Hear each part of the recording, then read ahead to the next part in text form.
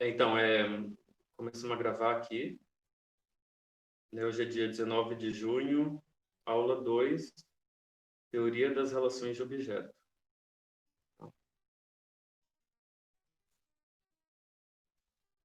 Então, a Melanie Klein, ela é a fundadora dessa...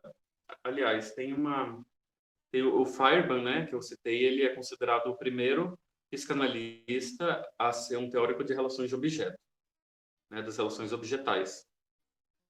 E aí tem os nomes mais conhecidos, assim, seria a Melanie Klein, o Bion e o Winnicott, que alguns consideram que o Winnicott é também um teórico das relações de objeto.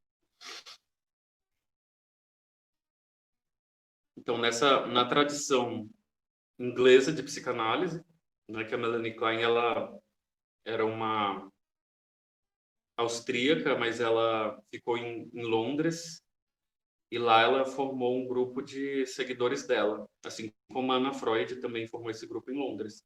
Mas a escola, como se fala, escola inglesa de psicanálise, se refere aos alunos da Melanie Klein e a própria Melanie Klein. O Winnicott, a escola inglesa, o Bion, a escola inglesa, e depois foi se desenvolvendo. Tá? Aí, por que teorias de relação de objeto? Porque se considera que são as relações de objeto que constituem o desenvolvimento psíquico, né? O desenvolvimento infantil. A ênfase é sobre o objeto. Eu vou fazer um resumo aqui com os slides e aí a gente vai para o texto para ir comentando alguns trechos do texto, né? O luto e suas relações com os estados maníaco-depressivos e também algumas partes do texto inveja e gratidão. Tá? Esse texto do luto, que está no livro Amor, Culpa e Reparação, junto com o texto Amor, Culpa e Reparação mesmo, esse texto é um pouco mais longo, que é um dos mais importantes, e a psicogênese dos estados maníaco-depressivos. É uma contribuição à psicogênese dos estados maníaco-depressivos. São os textos que a Melanie Klein introduziu o conceito de posição depressiva, que para a Melanie Klein a posição depressiva é central para o desenvolvimento, para a saúde mental. São textos de 1935, 1937 e depois 1940. O Inveja e Gratidão, que já é um texto mais maduro dela, que é outro que eu vou citar, é de 1957. 1957. Eu vou disponibilizar esses textos com vocês, né? Além dos que eu já disponibilizei. Mas só para fazer um resumo assim do que é objeto, para quando a gente for lendo ficar mais compreensível, né? Aqui tem a foto dos três, né? O Freud falando assim do o que seria na minha visão, né, central assim na teoria deles, né? O Freud, a teoria da sexualidade, né? A repressão, o recalque, repressão ou recalque, que é central para Freud, a sexualidade infantil, né? No caso, principalmente. E o Freud descobriu a criança no adulto. A Melanie Klein é teorias das relações de objeto, é dinâmica da ansiedade e descobriu o bebê na criança. Essas são as inovações assim da Melanie Klein, do Freud, né, nesse campo de conhecimento. E Bion é a teoria do pensamento, do pensar, e ele criou uma clínica para psicose também, que é algo que já existia na Melanie Klein, mas ele de fato foi um teórico da psicose. Ele também foi o primeiro psicoterapeuta de grupos. Não existia psicoterapia de grupos antes do Bion. E ele tem um aspecto místico assim no final da obra dele, que também é importante, né? O Bion, ele é um autor que eu vou citar bastante ao longo das explicações. Aqui é uma foto da Melanie Klein com a neta dela. Parece, sumiu aqui da tela? Sumiu, né? normal. Mas se puder voltar um minutinho no outro, eu estava terminando de anotar uma frase. Tá aqui na tela, professora. Se puder voltar no anterior, eu estava meta. terminando de anotar uma frase. Tá. É que na minha tela aqui eu estou colocando o slide pelo computador e o celular que eu estou vendo a tela. Na minha tela também não aparece seu slide mais. Eu vou parar. Na minha também não. Eu vou parar e partilhar de novo a tela.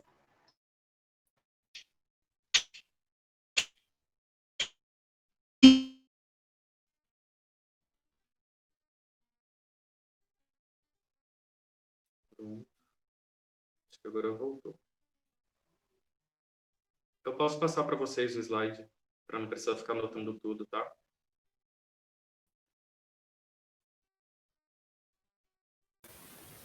Tá jóia, obrigada. Tá aqui a foto, né, da Melanie Klein com a neta dela. Senhorinha. E aqui, isso aqui não é Melanie Klein com a neta, não. Aqui eu coloquei uns saltos saltos de criança, umas coisas assim para representar o que a gente está falando. Pelo que eu vi aqui, as câmerazinhas ficam cobrindo o texto, mas eu vou ler, né? Para a psicanálise, objetos são representações mentais da realidade. A vida psíquica é formada pelos objetos. Essas representações são objetos das pulsões e não objetos externos em si. Né? A Melanie Klein ela tem a ideia de fantasia, que a fantasia é baseada nesses objetos. E tudo que a gente fala, tudo que a Melanie Klein fala é um mundo de fantasia. É importante isso. Por exemplo, quando ela fala aqui do seio mal, por exemplo, que ela fala muito no seio bom, no seio mal, ela está falando de objetos e não de que a mãe em si é boa ou má. Tá? Que é um equívoco que às vezes as pessoas têm, que acha que a Melanie Klein está falando como que deveria ser uma mãe boa. E, inclusive, eu já ouvi uma winnicottiana, uma professora, né, winnicottiana, falando que não é papel da psicanálise dizer o que é bom e mal. Só que quando o Winnicott fala a mãe suficientemente boa, na verdade ele está falando como que a mãe deve ser, diferente da Melanie Klein. A Melanie Klein jamais falou como que as mães devem ser. O que a Melanie Klein fala é como que a fantasia da mãe é presente na mente das pessoas. Como que existe uma fantasia a respeito do passado e não dos fatos em si do passado. O objetivo dela não é fazer uma reconstrução, né, como no início da psicanálise, de como foi a mãe, como foi a família. O objetivo de Melanie Klein é mostrar as fantasias inconscientes, a dinâmica das fantasias. E o objeto, quando você está falando dos seus familiares, né, a análise kleiniana considera que você está falando de objetos, de fantasias. Está falando dessas fantasias. E não da mãe e do pai em si. Porque a gente, enquanto psicoterapeuta, enquanto analista, a gente pode até ter uma noção de como que realmente é a família do nosso paciente, como que ela foi. Mas a gente tem que sempre ter essa atenção que muito do que ele fala é fantasia. Né? Que não tem como a gente ter uma certeza, de fato, que ele está narrando as coisas do jeito que elas são. Porque o inconsciente, ele cria. Né? O inconsciente é criativo.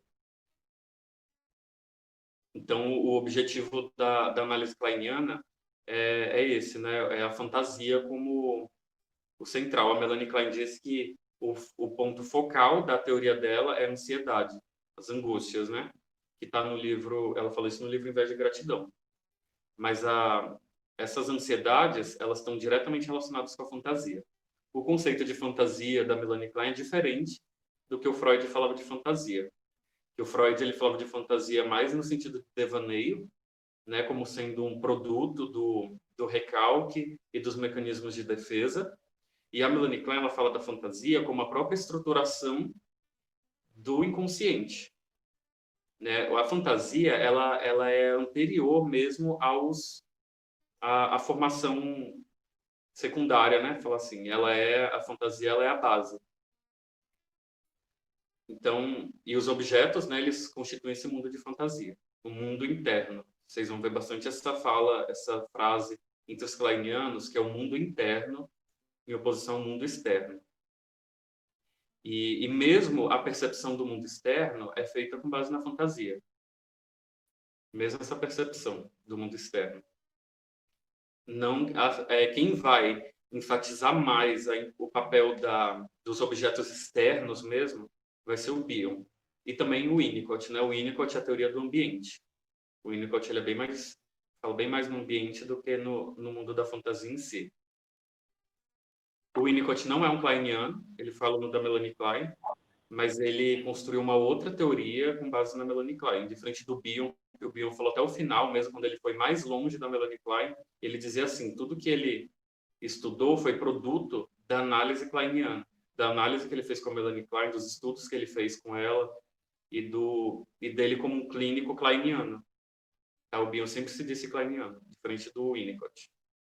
Tem essa confusão, mas o Winnicott, ele é muitos conceitos dele tem base na Melanie Klein. Professor,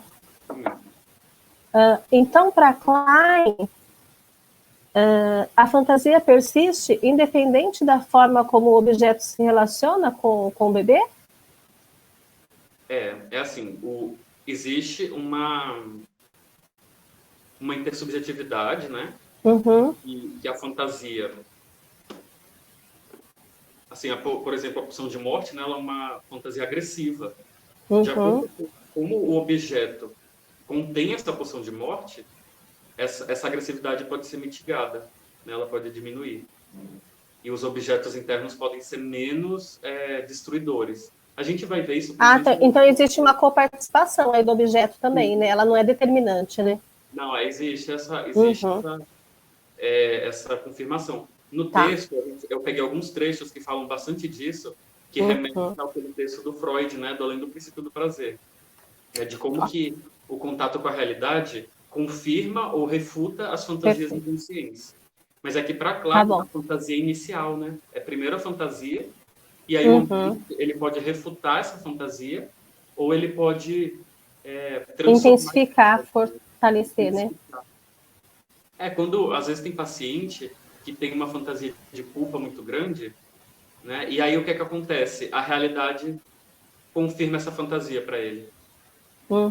Mas não é porque ele tinha sentimento de culpa que essa realidade aconteceu. Não necessariamente uma causalidade, mas em fantasia ele entende que é uma causalidade. Então, Entendi. Se não existisse a possibilidade de modificação da fantasia, a própria psicanálise seria impossível de ser feita, né? Exatamente. E aí também dá para a gente entender o porquê 3 ou 4 filhos são tão diferentes entre si, né? Se estão ali com a mesma mãe, com o mesmo pai, né? Com o mesmo objeto, lidando ali, interagindo com o mesmo objeto externo. Isso mesmo. Ok. Também tem que fazer para o inato. Aí, também ela fala do inatismo. Vou ficar quietinha agora. Vamos vendo que isso tudo... Eu estou só dando introdução nos conceitos, para quando for comentando o texto, a gente ter uma noção do que é, né? Tá, mas assim, objetos. Quais são os objetos que a Melanie Klein fala? Gente, isso aqui de objeto já estava no Freud, tá? É que a Melanie Klein, ela aprofundou nesse aspecto aqui da relação de objeto. Objetos, exemplos, né? Seio, pênis, alimento, as pessoas, sociedades, crenças. Tudo isso são objetos. Quanto mais vai se desenvolvendo psiquicamente, mais menos corporal os objetos são. Menos corporais, né? A psicanálise, por exemplo, é um objeto interno do psicanalista. E ela não é uma coisa física, né? Mas os objetos mais arcaicos, eles são o seio, as fezes, o pênis, né? Tudo aquilo que está no corpo. A psique também, para Melanie Klein, é colada no corpo, apesar de que ela é considerada muito mais psicologista do que o Freud, porque ela traz muito a ideia da dinâmica mental mesmo, né, da mente. Então, tem objetos internos e externos, né, que a gente já viu.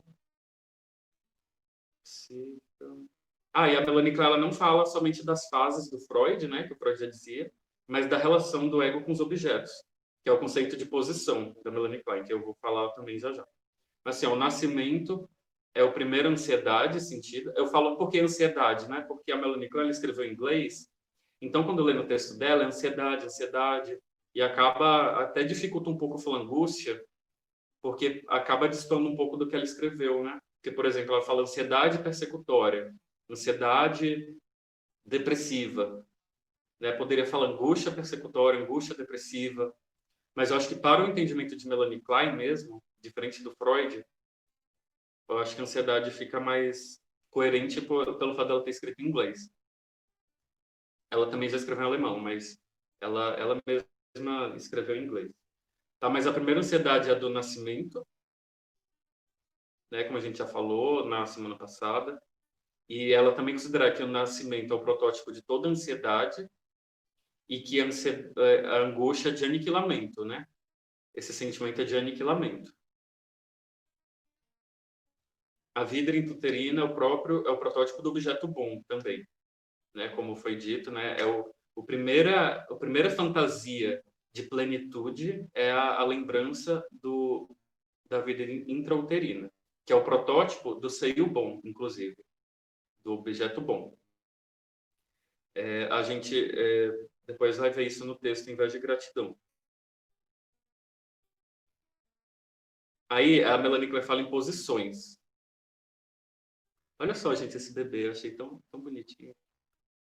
Posições, né? Posição esquizoparanoide e posição depressiva. Né? São as duas posições. A Melanie Klein não fala nas fases, né? Ela não fala em fase esquizoparanoide, fase depressiva, como Freud fala, fase oral, fase anal, fase fálica, né? Ela fala em posição, porque as posições, elas são uma... Por que chama posição? Porque é um posicionamento do ego em relação ao objeto. Ela já, quando fala posição, já está colocando uma relação. É uma posição de um em relação ao outro. Tá? Do eu em relação ao outro. Já é um relacionamento. Diferente de fases, né? E isso não é sincrônico, porque a Melanie Klein, desde o início da obra dela, ela enfatiza como que uma fase psicossexual, que o Freud fala, sobrepõe as outras. Não é só falar assim, é a fase oral, anal, fálica e latência, depois genital, tá? Para Freud. Que é a ênfase de onde que a libido está organizada ali. Não vai dar para aprofundar tanto nesse assunto nessa aula. Mas aí ela fala da sobreposição entre as fases. Né? Inicialmente era o que ela mais estudava, até chegar ao conceito de posição. Então, tem duas posições básicas, né? Que é a posição esquizoparanoide e depressiva. Se chama esquizoparanoide porque ela é de natureza... As ansiedades são psicóticas. Esquizo significa cisão e paranoide significa perseguição. São os dois mecanismos básicos dessa posição. Né? Cisão e perseguição. Cisão é a divisão entre os objetos bom e mal. Né? O bom e o mal não podem coexistir, não tolera a existência da ambivalência, apesar de que já existe uma ambivalência nessa posição. Né? Mas é como aquela ideia de que quando uma pessoa não tolera que a pessoa que ela ama também faz mal para ela. Ela não consegue, isso não consegue coexistir na mente dela. Então ela oscila entre considerar que aquela pessoa é totalmente boa ou aquela pessoa é totalmente má. É a idealização e a perseguição. Está sempre entre esses dois extremos. Não existe meio termo nessa posição esquizoparanoide. Tá? Ansiedade persecutória, ansiedade central. Né? Na posição esquizoparanoide, a ênfase maior, o objetivo das defesas é de proteger o ego. O ego permanecer vivo. Ela é centrada no ego, é narcísico. 0 a 3 meses, o ego tem que ficar intacto. O ego não tem capacidade de lidar com a realidade externa ainda. E nem com a realidade interna, com as angústias, né? Como a gente viu no Além do Princípio do Prazer. O ego, ele não consegue lidar com isso, então ele usa o quê? A cisão e a identificação projetiva, os dois mecanismos. A cisão reparte o objeto, divide, E a identificação projetiva, ela é ao mesmo tempo uma projeção, né? Que a projeção é que eu fantasio que o outro é um componente meu, né? A projeção é, por exemplo, a inveja, né? É muito comum você projetar inveja.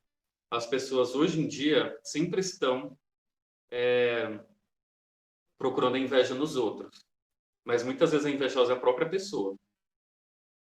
Isso é uma projeção. Só que a identificação projetiva ela é mais primitiva porque ela já pressupõe uma cisão. E na identificação projetiva é como se aquele objeto ele se tornasse uma parte minha. Né? Ela é mais profunda e ela já implica numa cisão. Por isso que é diferente de uma simples projeção, que é um mecanismo do ego, né? Que é um mecanismo mais depressivo, vamos falar assim. Até se fala assim, né? Quando a gente lê a literatura kleiniana, se fala o paciente ele colocou o medo dele dentro do analista. Se fala assim, desce ênfase no dentro, porque é uma fantasia mais visceral, uma fantasia mais arcaica, infantil. É até interessante vocês lerem os textos dos kleinianos, porque eles trazem muitos exemplos clínicos, e é bem bacana isso. Ele é uma psicanálise bem clínica mesmo. Os textos dos seguidores da Melanie Klein. Dela também, né, mas deles principalmente. Quase todo artigo kleiniano tem algum exemplo clínico que mostra como que funcionam esses mecanismos na relação transferencial. É importante enfatizar uma coisa, que a transferência é central na análise kleiniana. Toda análise kleiniana é a análise da transferência e tem uma ideia de transferência como situação total.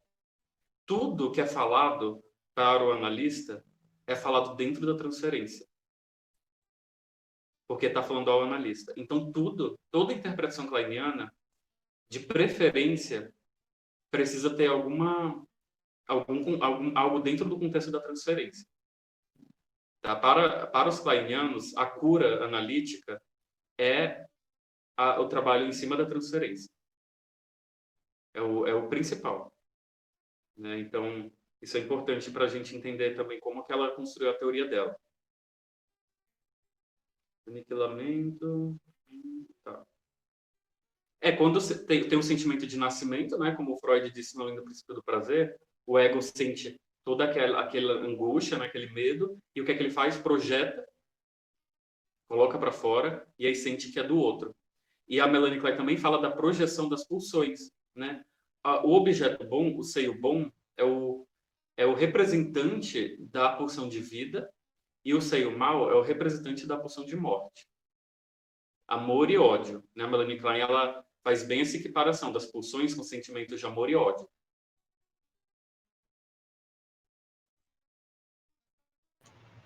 Eu posso fazer uma pergunta? Pode. Aí, sobre essa posição esquizo-paranoide, não sei se eu concluí certo, mas é mais ou menos o posicionamento do borderline, né, nessa história, nesse objeto de amor dele, que é de ódio, de amor. De ódio e de amor.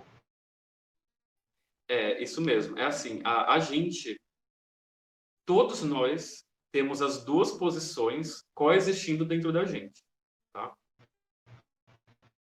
Vocês veem, a Melanie Klein, ela não tem aquela noção. É assim. E o borderline, ele tem as duas posições. E aí é nessa tensão entre as duas que surgem as psicopatologias, né? Na tensão entre as duas posições. O borderline, ele oscila bastante entre as duas.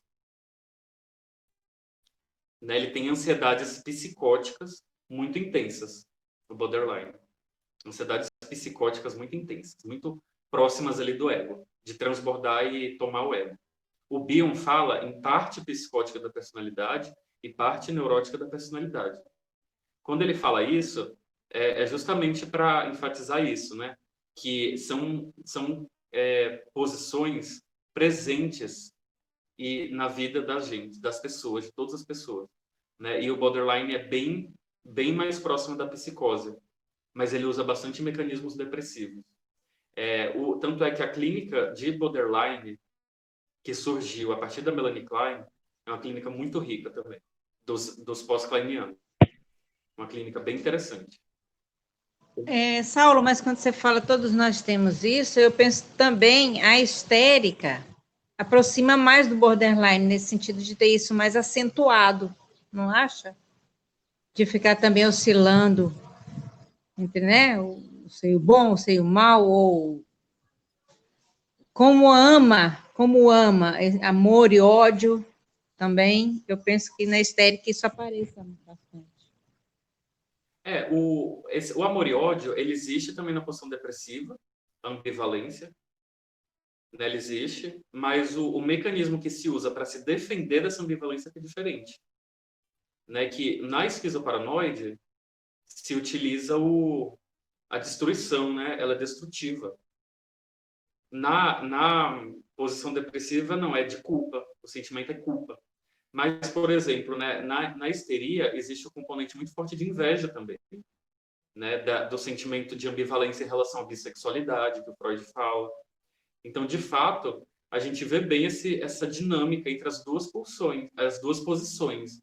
Né? A gente vê assim, o que é para Melanie Klein a psicopatologia? Ela alguns kleinianos colocam que o fundamental é a passagem de uma posição para outra, outros colocam que é a oscilação entre as duas, em qualquer psicopatologia. Então, o indivíduo que elaborou a posição depressiva, ele é uma pessoa assim que já está no nível mais elevado do desenvolvimento. Mas a elaboração da posição depressiva é uma tarefa para a vida inteira. Porque é um desenvolvimento, vocês vão vendo que é algo que... Por isso que as pessoas precisam de análise, né? Justamente para elaborar essa posição depressiva. Mas o ápice da posição depressiva é na infância. É isso que a Melanie Klein fala.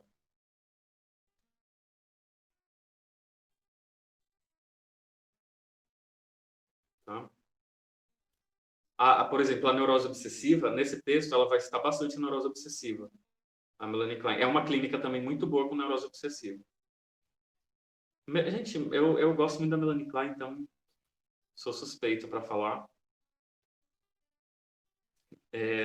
Vou continuar aqui, ó, falando da posição depressiva, né? A partir dos 3 meses.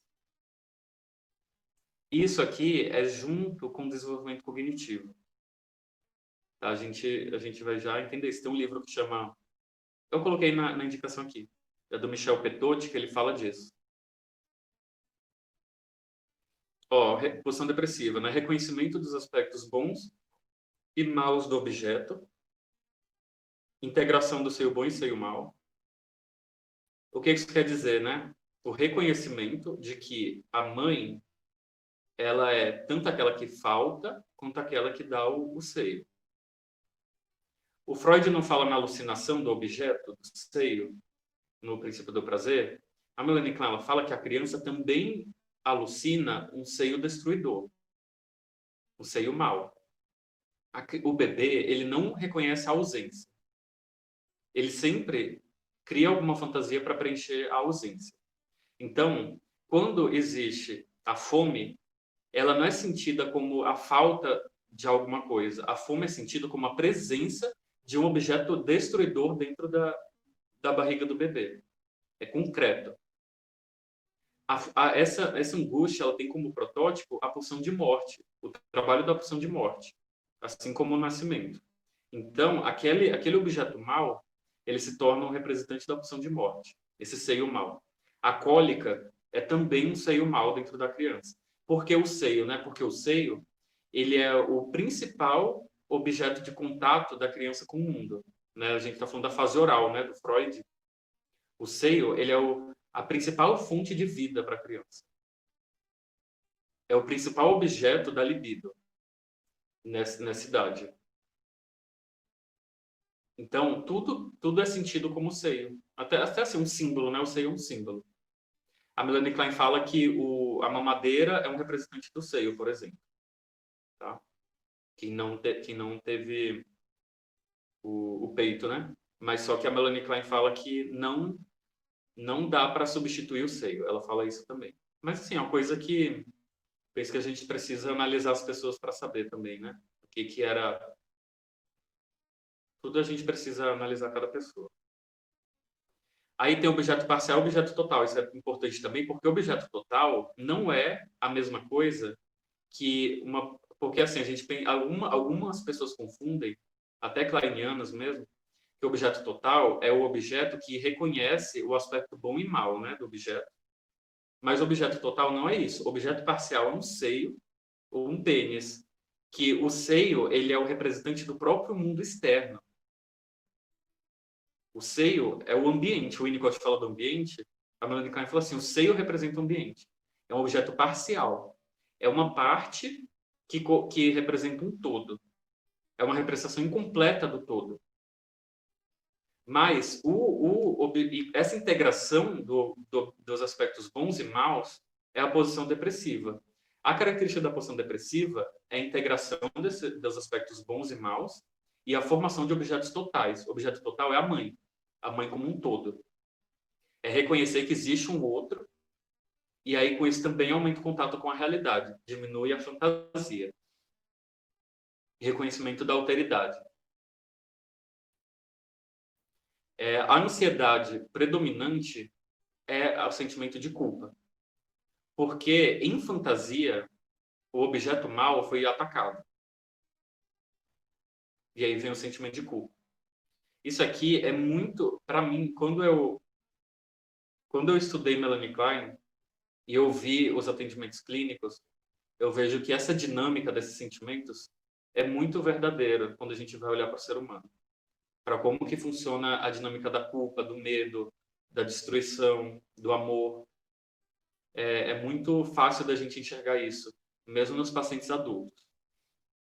Só que a Melanie Klein, ela fala da linguagem do bebê vivenciando tudo isso, né? É por isso que fica um pouco mais, acho que até mais metafórico, né? A gente precisa se esforçar um pouco mais para visualizar, porque ela está falando muito de criança. Mas quando a gente falou o texto dela, fica mais fácil de exemplificar, né? Para a gente ver. Aqui, né? Eu falei contribuição para a educação, porque isso aqui foi uma aula que eu preparei para pós-educação e isso aqui ficou. Mas ela fala do instinto epistemofílico, que é desejo por conhecimento, né? Teste da realidade, ela também fala. Usos agressivos e libidinais do conhecer. Isso está no texto. Quando eu for ler o texto, eu vou mostrar para vocês onde isso aparece. E o Bion, ele é um... a partir da obra do Bion, se fez uma aproximação da psicanálise e da neurociências, né? Como aquele livro do Antônio Ibasiati, que eu mostrei. Né? Que o Bion justamente é uma teoria cognitiva dentro da psicanálise, teoria do Bion. Ele dá ênfase no processo do pensamento, né? do desenvolvimento do pensamento, de como que é o pensamento psicótico, o pensamento neurótico, de como que é a dor de pensar, porque pensar dói, né? Pensar não é fácil. Então, o Bion, ele tem ele é um autor bem interessante também para a gente entender esses assuntos de desenvolvimento. Aí ele fala de 3 vínculos, que ele chama de L, H e K, diferente da Klein, né, e do Freud, que falavam do amor e ódio. O Bion fala também do conhecimento, né, K de knowledge, né, que é conhecimento. Que é um outro vínculo que se estabelece. O vínculo do conhecimento, que é a busca de conhecer o outro e ser reconhecido pelo outro. Do saber, né, a busca do saber, que é também algo bem forte na clínica, né? Inclusive do analista como o sujeito do suposto saber, né? Como fala Lacan. Esse vínculo que é um vínculo que para Bion também é primário, que tem base nisso que chamava pulsão epistemofílica, né? Epistemofílica é desejo pelo conhecimento. A Melanie Klein parou de usar esse termo pulsão epistemofílica. O próprio Freud, se não me engano, ele já usou isso em alguns dos livros dele, mas pararam de usar. E tem no Leonardo da Vinci, né, do Freud, ele fala disso, no Pequeno Hans também. Esse pulsão epistemofílica se tornou desejo pelo conhecimento. Aí o Bion coloca isso como primário, a Melanie Klein colocava como secundário a atividade das pulsões de vida e de morte. O Bion coloca quase como outra pulsão mesmo. Acho que ele só não podia falar que era outra pulsão, porque senão iriam dizer que ele não estava fazendo psicanálise. né? E para Bion também a base do pensar é a vida afetiva. Então, ó, aqui, esse texto aqui, ó, Michel Petot, tá vendo? Ele tem, são 2 volumes, Michel Petot, Melanie Klein 1 e 2, tá? Se vocês lerem esse livro, esses 2 livros, já é uma introdução assim geral ao pensamento da Melanie Klein e uma introdução profunda, uma introdução boa. Também tem um livro da Hannah Segal. Qualquer coisa que vocês pegarem da Hannah Segal, muito bom, porque ela era uma aluna da Melanie Klein, estudante dela, analisada por ela. Tem um livro de introdução à obra da Melanie Klein. E tem um livro que eu gosto bastante, que pelo estilo de leitura, ele é muito bom, que chama Melanie Klein, Estilo e Pensamento, do Luiz Cláudio Figueiredo, que é um psicanalista aqui de São Paulo. Tá? Que é um livro que ele traz, que o Luiz Cláudio, ele é um filósofo, estuda muito filosofia, então ele traz esse aspecto mais filosófico, assim, dentro da Melanie Klein. É um estilo bem legal de se ler também. Né? Que a Melanie Klein, ela é, como o Lacan diz que a Melanie Klein é uma açougueira genial. Açougueira porque ela escreve, ela não fala assim que o paciente sentiu raiva da analista, né? Não, ela fala assim, o paciente quis rasgar o seio, por exemplo, né? O bebê que rasga o seio e urina no seio para destruir o seio com a sua toxicidade. Então, ela é bem açougueira mesmo, na escrita. Eu gosto do estilo, eu acho muito, muito bacana, mas para introduzir, talvez seja bom esse livro do Luiz Cláudio, ou esse do Petot. Eu até indico mais esses, justamente para ir se adaptando ao estilo kleiniano de escrita. Tá? Então, vamos para o texto. Alguém quer perguntar alguma coisa, assim, antes de entrar no artigo da Klein?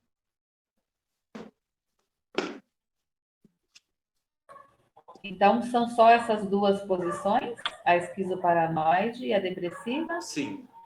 Ou com continuidade? São só as 2 posições. Tá dando para me ver? Sim. Tá, assim, as 2 posições, elas são as 2 posições. Tem psicanalistas pós-kleinianos que falam em uma outra posição que se chama posição autista contígua.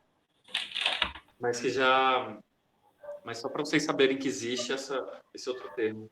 Mas que não é assim um consenso, né? Não é um consenso. Mas isso seria para os períodos posteriores, então, de 3 meses? Seria anterior. A autista contígua é anterior. Anterior? E eu já vi o psicanalista falar em posição transcendente também, que é o James Grotstein. Ele é um psicanalista que foi bioniano, é um bioniano, que ele estudou o Bion mais místico, né, o aspecto final da obra do Bion, e ele fala nessa posição transcendente. Mas a Melanie Klein, ela falou em posição esquizoparanoide depressiva. Nesse texto, ela fala de posição maníaca, posição obsessiva, porque foi antes dela definir o que é a posição esquizoparanoide. Quando ela falou o que é esquizoparanoide, se manteve só as 2, posição depressiva e posição esquizoparanoide. Né? As outras, se vocês lerem no texto, a gente contextualiza na época. Então, esse livro fala o luto e suas relações com os estados maníaco-depressivos. Estado maníaco-depressivo é o termo antigo para transtorno bipolar. Tá? Melancolia, né? Quando que mais se aproxima assim do diagnóstico psicanalítico seria a melancolia. Mas que não é a mesma coisa que a depressão, né?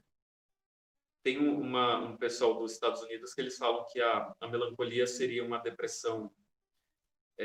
Tem a depressão melancólica, né? E uma depressão neurótica, né? Que essa depressão neurótica estaria mais próxima assim dos diagnósticos psiquiátricos e tudo. Mas para a psicanálise são coisas diferentes. Mas esse texto, Luta e Melancolia, também é um texto bem importante para entender a Melanie Klein.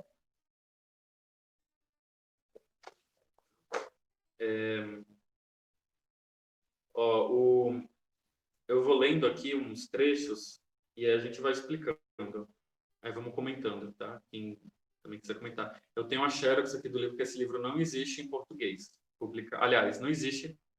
O livro está esgotado. A gente até encontra na estante virtual, mas eu uso essa xerox aqui faz tempo já. O livro Amor, Culpa e Reparação e Outros Trabalhos. Inclusive, não achava nem PDF ele completo, e aí eu escaneei.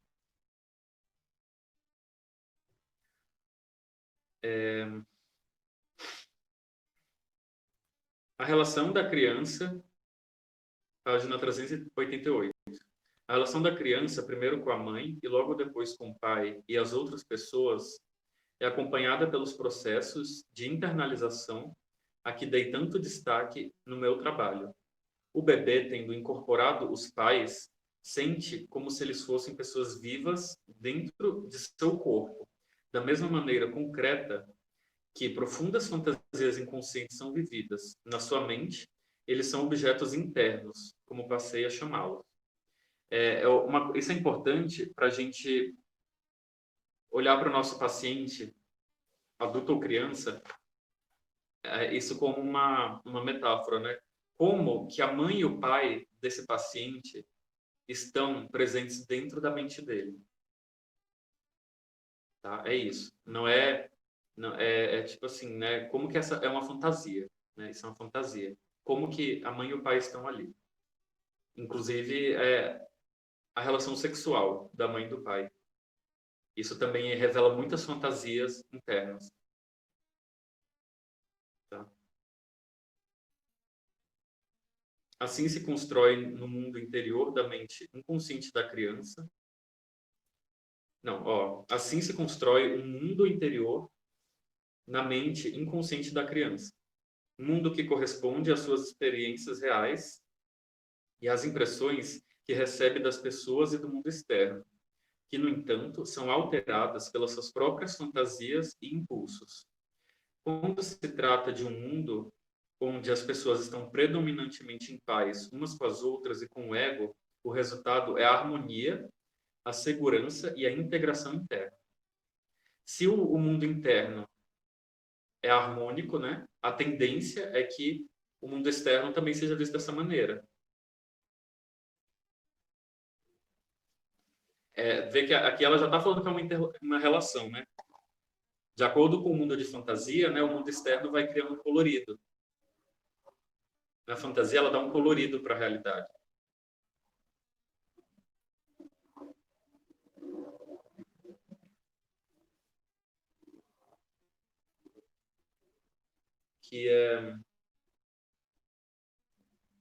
Aí, o que acontece, né?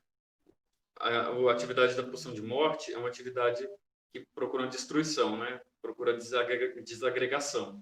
E é aquilo que o Freud falou da deflexão da pulsão de morte, né? A intolerância não se tolera a pulsão de morte e é preciso se colocar para fora. Klein diz que se coloca através da identificação projetiva. O bebê, ele em fantasia, é mais uma diferença da projeção simples, porque aqui em fantasia, né? Essa identificação projetiva já é uma fantasia. Em fantasia, a pulsão de morte está vindo de fora, né? Está vindo do seio mal. Daquele seio mal que é destrutivo. Aí a criança faz o quê? Um teste de realidade. Teste de realidade. O que é isso, né? Procurar se realmente, né, o ambiente externo corresponde a essa pulsão de morte, essa destrutividade. Se o mundo realmente é tão mal quanto parece ser.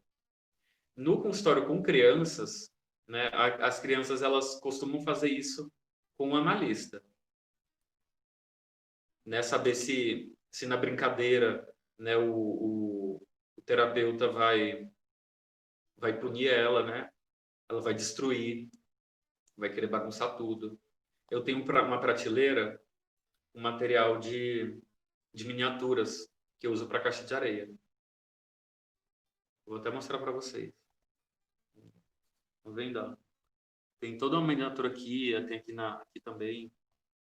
Aí já aconteceu de um menino que eu atendo, ele simplesmente chegava aí fazia assim, ó, derrubava tudo, né? Porque é um teste para ver até que ponto que eu vou ser tão raivoso, tão malvado, quanto aquelas imagens internas. Ele quer testar assim, até que ponto que eu posso agredir sem ser revidado. Porque na posição esquizoparanoide, o que predomina é a lei de Talião, olho por olho, dente por dente. Essa é a lei da posição esquizoparanoide. E aí, a pessoa que está fixada, né, nessa posição esquizoparanoide, ela vai buscar fazer os testes para saber se o ambiente vai reagir dessa maneira. O Winnicott, ele fala que quando, principalmente, ele fala na adoção, ele fala que a criança adotada, ela vai tentar ser reabandonada. Ela vai fazer de tudo para ser abandonada de novo. Para quê? Para refutar aquele sentimento de abandono. Para tentar refutar. É uma das funções da repetição. Testar é a busca por uma continência, professor? Como? É a busca por uma continência? Buscando também alguém que contenha. Ele busca alguém que contenha, né? Só que ele vai testar também, né? Ao mesmo tempo que ele quer que aquele outro contenha, ele vai tentar fazer com que o outro abandone. Isso é um mecanismo borderline, né? A gente falou do borderline. O borderline faz isso. Mas essa busca da continência é quando a identificação projetiva é usada como uma comunicação. Que o paciente faz isso com o analista também. Ele usa a identificação projetiva como que a gente pode traduzir, né? Uma forma de interpretar. A angústia que esse paciente sente é tão grande, esse medo é tão grande, que ele precisa colocar esse medo dentro do analista para que o analista consiga digerir isso para ele e devolver para ele de forma menos aterrorizante. Que é por isso que o analista, ele interpreta. Né? A clínica kleiniana é uma clínica que o analista, ele realmente participa, ele interpreta. Porque o paciente, ele está colocando as angústias dele dentro do analista. Ele está colocando dentro de mim o medo que ele sente. E se eu não interpreto, ele colocou com medo. Ele continua com medo, né? Ele continua aterrorizado. Então, por isso que a palavra do analista é muito importante para a clínica kleiniana. Tá? Não é o analista calado. Se você, às vezes, né, tem fama de que psicanalista não fala, né? Eu penso que psicanalista que não fala, ele... Não sei por quê, né? Eu acho que na minha compreensão tem que falar. Eu também. Mas, assim, atualmente, eu trabalho com a clínica junguiana, na verdade, né? Mas eu passei um tempo atuando como psicanalista kleiniano, então eu sou bastante influenciado, né, pelas leituras de Melanie Klein. Eu ainda utilizo, mesmo sendo junguiano. Tá? Só para vocês saberem também de onde que eu falo, né?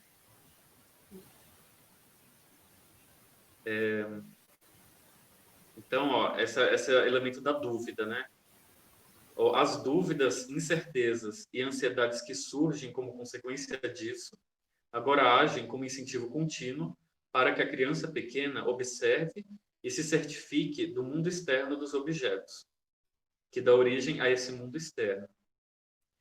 Desse modo, ela poderá entender melhor o mundo interno. Assim, a mãe visível continuamente oferece provas de como é a mãe interna, amorosa ou ríspida, prestativa ou vingativa. Até que ponto a realidade externa pode refutar as ansiedades e o sofrimento relacionado à ansiedade interna varia de indivíduo para indivíduo. Mas esse fator pode ser tomado como um dos critérios da normalidade. É inevitável que surjam sérias dificuldades mentais, no caso de crianças, de tal forma dominadas pelo seu mundo interior, que suas ansiedades não são refutadas nem pelos aspectos agradáveis de sua relação com as pessoas. Por outro modo, certa quantidade de experiências desagradáveis não deixa de ter seu valor no teste de realidade realizado pela criança, desde que, ao superá-las, ela percebe que pode manter seus objetos, assim como o amor que estes sentem por ela e ela sente por esses, preservando ou reestabelecendo a vida e a harmonia interna diante dos perigos. Então, tem pessoas, né, tem crianças, que mesmo que o ambiente seja bom, o mundo interno predomina. A fantasia predomina e é como se fosse incapaz de fazer uma refutação da destruição interna. Tá? E a Melanie Klein fala assim, pessoa que tem muita porção de morte. Ela fala assim, que a pessoa nasce com mais porção de morte.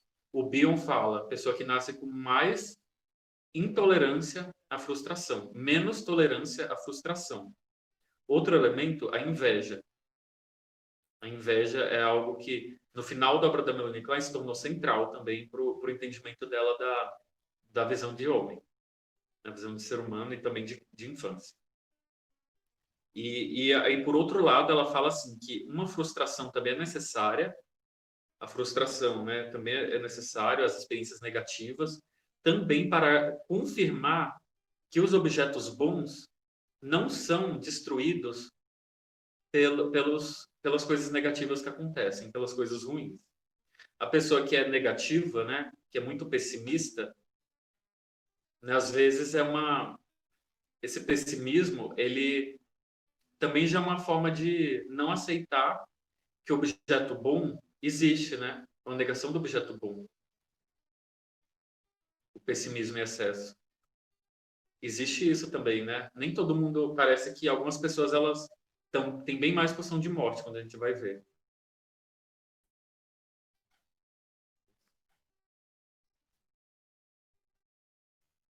É interessante que o sentimento de desamparo, né? É o sentimento de que os objetos bons, as coisas boas, são constantemente ameaçadas pelas más. Né, por exemplo. A gente sempre vê na clínica kleiniana, a gente sempre vai buscar assim, onde que está o objeto bom, onde que está o objeto mau.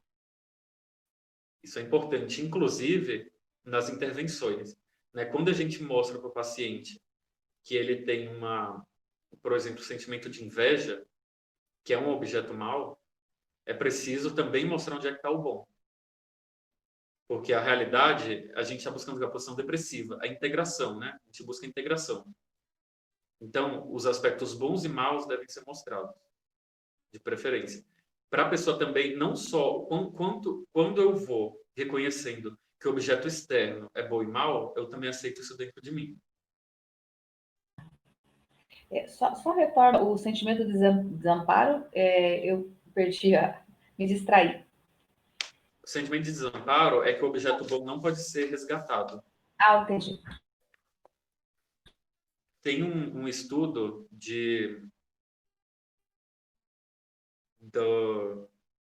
com cachorros que fizeram uma vez. Eu vi esse estudo no Psicologia Comportamental, né?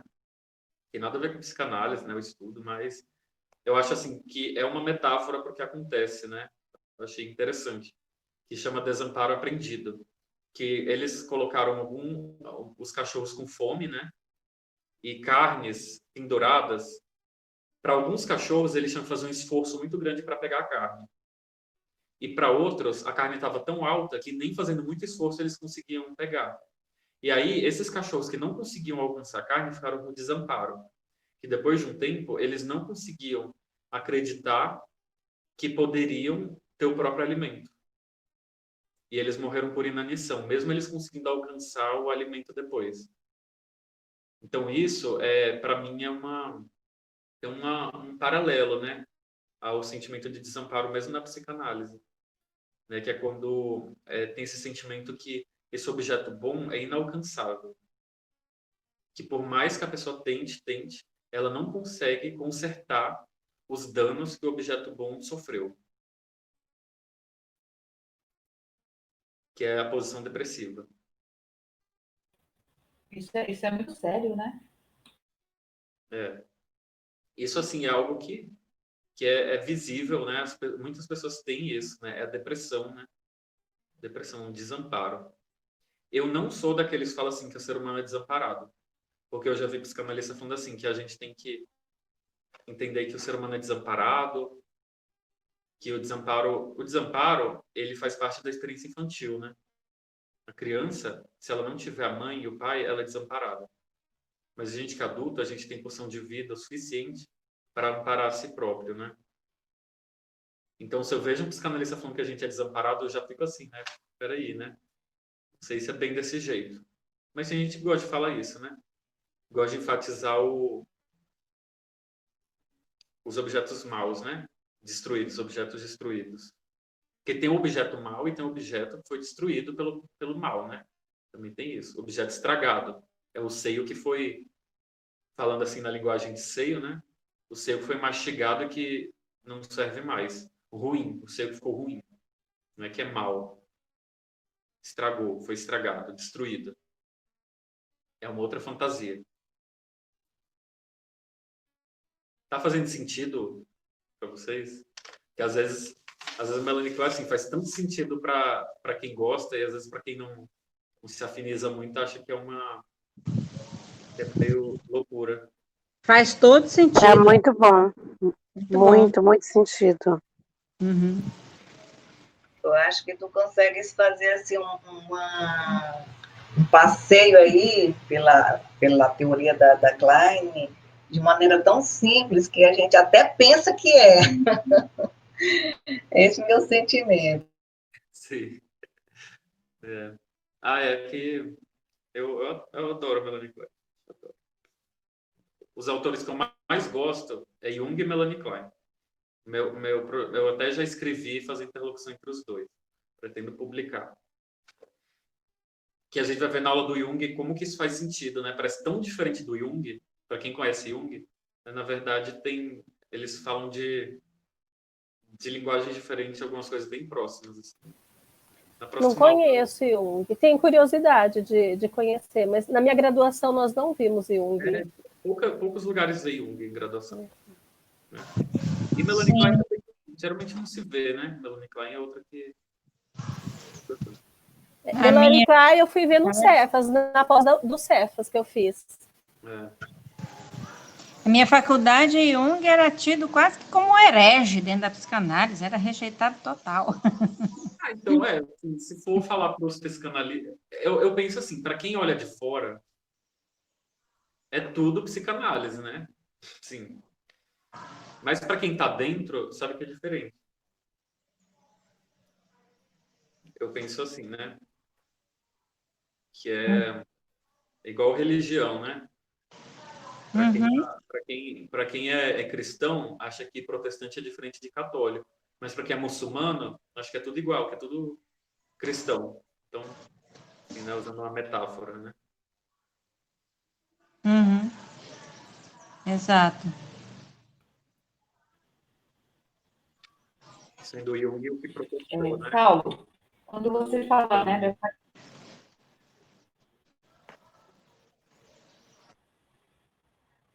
Quando você fala dessa criança sem pai e sem mãe, é só na fantasia dela, que ela não tem esse pai e essa mãe, né? Porque estão ausentes, porque não supre ali o necessário que a criança tem, ou é literal? Pode ser as duas Ela coisas, fica né? desamparada. Porque assim, Tá?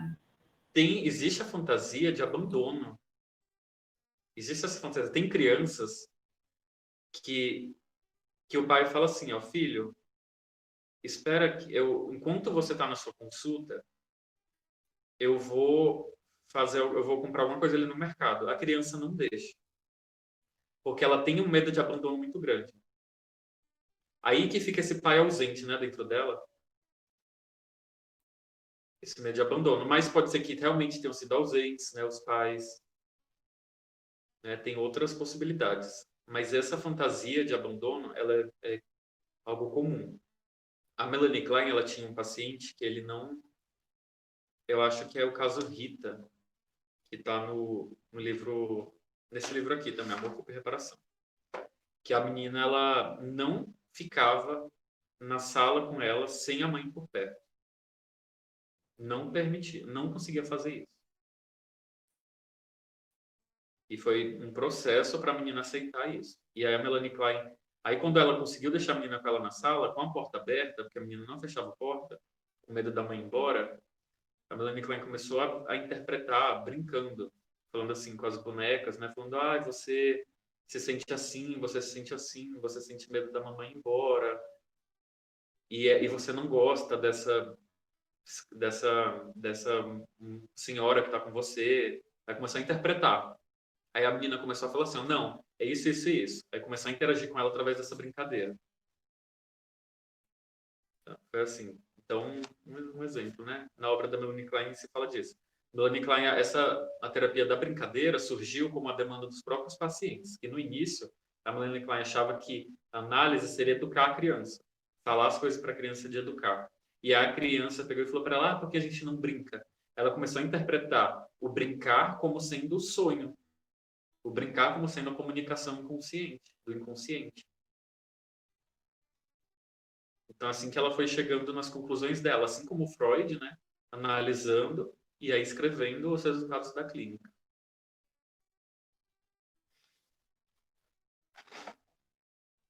Mas eu vou continuar a leitura, né? O primeiro conjunto de sentimentos e fantasias tem uma natureza persecutória, caracterizada por medos relacionados à destruição do ego por objetos internos. A defesa contra esses medos consiste principalmente na destruição dos perseguidores, através de métodos violentos ou cheios de astúcias. Tá? Então, é o que ela sente o objeto mal e o mecanismo utilizado é mais destruição. Aqui, a Klein ainda não falava em posições esquizoparanoide nesse texto, mas a gente sabe que já é, né? Já está falando disso. É aquilo, né? Quando a pessoa se sente ameaçada, o que ela faz, né? Algumas pessoas, elas destroem. Só que quando eu destruo um objeto, né? Mesmo em fantasia, acontece aquilo que a Melanie Klein chama de ciclo do ódio. O objeto é mau, eu ataco esse objeto, só que esse objeto vai querer se vingar, porque é lei de Talião. Então, o ódio se intensifica, e o medo também. Quanto mais ódio, mais medo. O ódio é muito próximo do medo. E a Melanie Klein fala ódio mesmo. O bebê sente ódio. Ela fala isso. Sente amor e sente ódio. Então, é o ciclo do ódio. E tem um ciclo também da reparação, que é o ciclo do amor. Vai ver já. Como? Entendi. E aí, no caso, esse objeto é mau, eu vou destruir, ele vai se vingar. E aí, como é que a gente interrompe esse ciclo? Aí é quando entra a pulsão depressiva, né? Tem que entrar. A gente vai já chegar nessa parte. Ele é um processo natural, né? Que a Melanie Klein diz, mas às vezes acontece de não conseguir resolver isso, né? Não consegue. Assim, nesse texto, tá? A Melanie Klein fala que quando entra a posição depressiva, surge a ambivalência. Depois ela muda de ideia, né? Ela fala que a ambivalência já existe desde o início. Saulo, Oi. quando o psiquismo é estruturado na melancolia, porque na melancolia o registro é da falta do objeto mesmo de fato, mesmo que o objeto esteja lá, não há o reconhecimento desse objeto, né? Ou seja, não é que a mãe não esteja, não é que o pai não esteja, mas é que o bebê não consegue ter esse vínculo com a mãe de forma que ele se sinta seguro, né? Então, nesse tipo de estrutura melancólica mesmo, existe a possibilidade de uma mudança de posição? O melancólico, ele sente que o objeto foi destruído e que o dano é irreparável. O objeto bom foi destruído pelo mal. Foi destruído por quem? Pela própria pessoa. Por isso tem um sentimento de culpa. Qual que é a fantasia do melancólico? Eu destruí a fonte da vida. Eu destruí aquele outro que me dava amor. Eu destruí o que era mais valioso. E isso é irreparável. É um dano que não pode ser consertado. Porque falta nele a porção de vida. né? Então, é isso. Mas é uma posição depressiva que não foi elaborada. Esse texto, ele todo fala da... Quem quer entender depressão, transtorno bipolar, melancólico, neurose obsessiva, que é a TOC, né, por exemplo, a pessoa tem diagnóstico de TOC, esse texto, ele é muito bom. Porque justamente é um luto que não é finalizado na melancolia, um luto que não foi finalizado.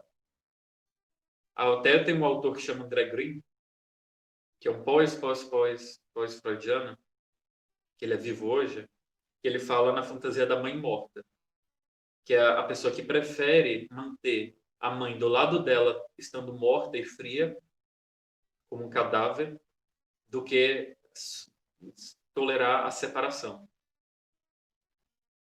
É um outro tipo de dinâmica assim, melancólica, né? Mas aí essa melancolia aqui que fala é a melancolia da perda do objeto, né? O objeto que foi perdido. Que no Freud fala, ele foi perdido, abandonou. Melanie Klein fala, ele foi destruído. Que a dificuldade de lidar é porque o sentimento é que a própria pessoa o destruiu. Essa que é a dificuldade. E aí causa a culpa, né?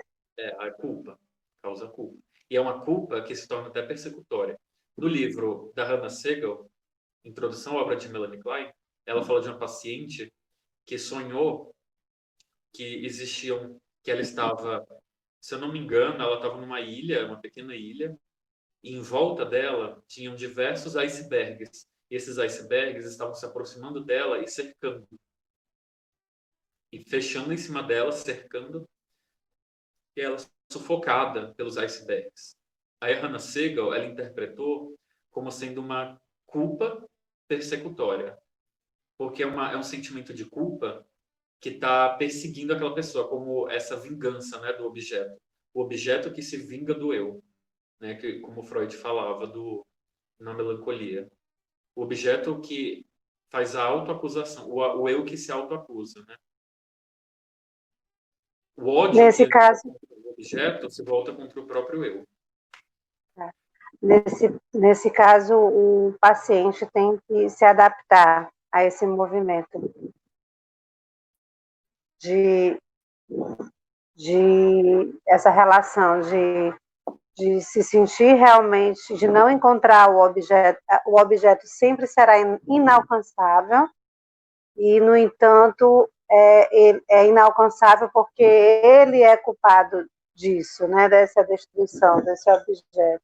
Então, na fantasia, né, é justamente a psicanálise kleiniana, ela tem uma perspectiva de mudança, que o sujeito pode mudar. Porque ela fala justamente o quê? Aquela pessoa, ela tem com aquela fantasia, né? O objeto em si, ele está vivo, o objeto não foi destruído. A gente não vai confirmar a fantasia, né? A gente vai justamente... O trabalho analítico, ele auxilia a refutar essa fantasia. Quando é um trabalho analítico bem feito, a pessoa entender, separar o que é fantasia e o que é realidade. E isso permite um desenvolvimento nessa passagem, essa elaboração da posição depressiva. O objetivo da análise kleiniana é a elaboração da posição depressiva. Se a pessoa ainda está na esquizoparanoide, elabora a esquizoparanoide e depois elabora a depressiva. É assim. Tá, ok. E uma coisa que agora me fugiu da... É que para a gente, nós que somos junguianos, a gente vai sempre ter um olhar de adaptação para esse tipo de relação, né? Uma nova adaptação e constelação de novos complexos. Acho que seria isso, né? O que a Melanie Klein fala que tem a ver com isso aí, né? Ó, a pré-condição para o estabelecimento da posição depressiva é a internalização do seio bom. O seio bom, ele é o que permite a transformação da destruição, do ciclo de ódio, em um ciclo de reparação. Esse seio bom. O analista, com as interpretações dele, ele se torna esse seio bom e é internalizado pelo paciente como um seio bom. Essa relação. sempre considerando que é fantasia, que é transferência. Então, aí Tá. que tem uma capacidade de transformação, que seria essa constelação de novos complexos. Entendeu? Mas é nessa representação do seio bom. O Bion fala da função alfa, Sim, sim. né? Que a função alfa, o que é, né? Eu falei da identificação projetiva como comunicação. O paciente, ele joga para o analista a porção, o sentimento por exemplo, de que o objeto bom foi destruído. Aí ele fala assim, né? Vamos imaginar, né? O paciente, ele evita falar coisas ruins para o analista, porque ele sente que o analista não vai suportar tanta angústia que ele sente. Ele pensa assim, ó, nossa, eu sou tão mal que o meu analista não vai sobreviver. Esse é o sentimento dele, essa é a fantasia. Aí, quando o paciente faz isso e o paciente coloca dentro do analista essa angústia de destruição, de aniquilamento, o analista interpreta. E o que é que essa interpretação faz? Ela integra aquela fantasia que antes era desintegrada. Ele consegue fazer essa integração. E ele traz, com as palavras, ele traz consciência para o paciente. Porque a palavra, ela permite trazer consciência. Ela traz a fantasia para a.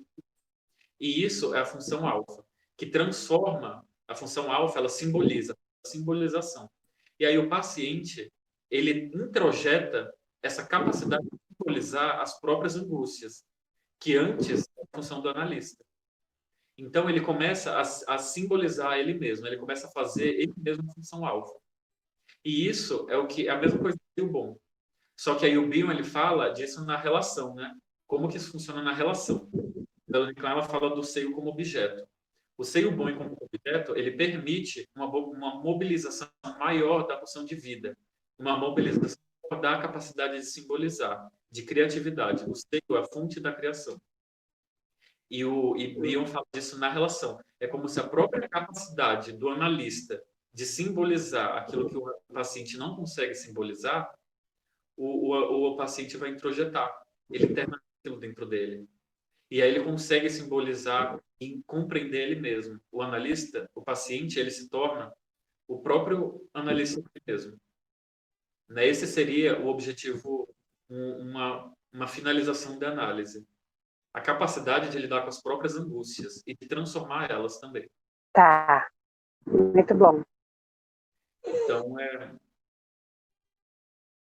é assim, né? Eu não entendi. Obrigada. A psicanálise kleiniana, a Melanie Klein, ela falou assim, tem um momento que a análise não progride. Ela fala isso no livro Em Vez de Gratidão. Mas mesmo isso, por exemplo, o Herbert Rosenfeld, ele foi analista de psicóticos. Ele trabalhou no hospital psiquiátrico. Ele foi também um analisado pela Melanie Klein. Ele estudou psicose e dependências químicas. Tem um livro que chama Estados Psicóticos e um que chama Impasse e Interpretação. O impasse é quando a análise parece não poder mais progredir. Ele estudou psicose e ele falou que mesmo em casos de psicose é possível sair dos impasses. Com pacientes borderline, com pacientes psicóticos, com pacientes com muita inveja, que inveja é uma das maiores dificuldades na clínica. Então, a psicanálise kleiniana, ela foi refinando a clínica. A clínica kleiniana foi evoluindo.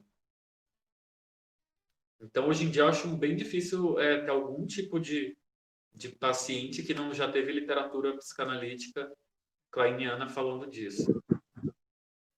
Isso é algo... Tá bom.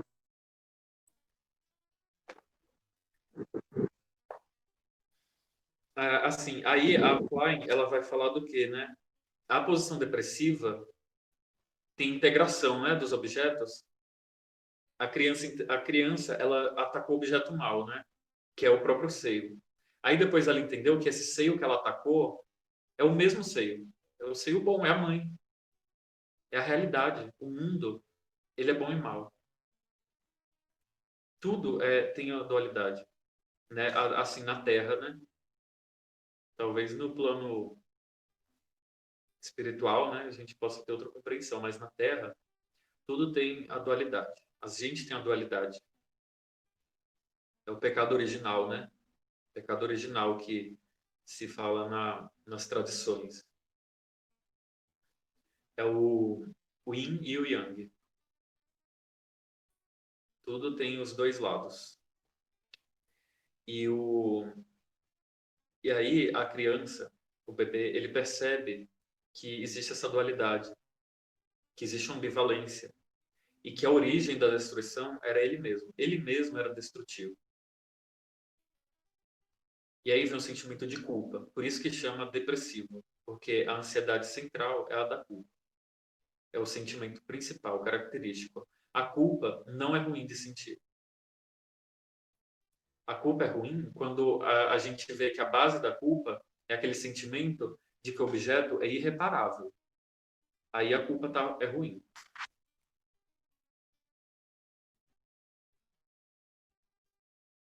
Quando é irreparável. Já gente, é 11:02. Quero acelerar, que eu olhei agora a hora. Então, aí a Melanie Klein fala assim, né? Os mecanismos utilizados para lidar com a culpa. Porque a culpa, ela também sofre, né? A culpa também dói. A culpa também é dolorida, né? Como que a pessoa lida com a culpa? Principalmente nesse início, quando ainda não tem, porque o ego, ele não sabe o que fazer ainda. Vamos imaginar a criança, né? A criança, quando faz coisa errada, às vezes ela vem te trazer um desenho. Ela começa a beijar muito, começa a ser muito afetuosa. Às vezes é o sentimento de culpa. É como se ela estivesse tentando consertar, né? Aquele mal que ela causou. Que às vezes nem é um mal, né? A reparação, né, Saulo? Reparação. Isso é a reparação que a Melanie Klein fala. Mas assim, antes de conseguir reparar, passa por duas. Aqui ela fala de posições, né? Posição maníaca, posição obsessiva. Mas depois ela parou de usar o termo posição porque ela elaborou melhor o que é uma posição. Mas a gente fala mecanismos maníacos, defesas maníacas e defesas obsessivas.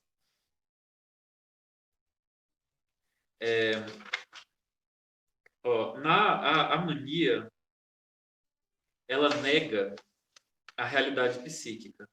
Ela nega a importância do objeto também. Essa psicose maníaco-depressiva, transtorno bipolar, ela é caracterizada pela oscilação entre estados maníacos e estados depressivos, né? O estado maníaco é uma negação da maldade, é uma negação do mal, é uma negação da destruição do objeto e é também a negação da importância do objeto. Tudo isso é mania. Tudo está dentro da mania. Que é justamente o eu, ele é muito grande e o objeto fica pequeno. É um dos mecanismos da mania.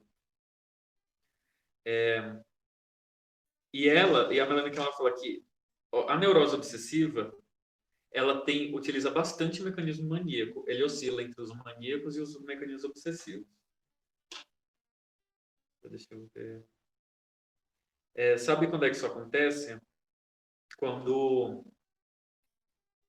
a pessoa, ela, para diminuir o sentimento de culpa, quando de fato uma pessoa fez alguma coisa ruim, aí ao invés dela buscar uma reparação, de pensar assim, não, o que eu posso fazer para recompensar o mal que eu causei?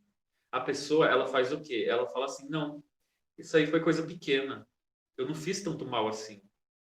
Ou então ela fala, aquele outro que ela causou o mal não é tão importante. Ela diminui a importância do objeto. Isso é um mecanismo maníaco, diminuir a importância do objeto. O objeto é pequeno frente a ela. Então, se é uma coisa que não é importante, ela não precisa sentir culpa. E tem pessoas que fazem isso o tempo inteiro. E criança, na clínica, faz isso com a gente. É o desprezo, né? Na brincadeira mesmo, é um desprezo. Um desprezo que é para lidar com a culpa. Se aquele outro é desprezível, por que eu tenho que ficar culpado de ter destruído? Isso é a mania. Ó, e no livro Luto e Melancolia, o Freud disse... Saulo, eu não estou te ouvindo.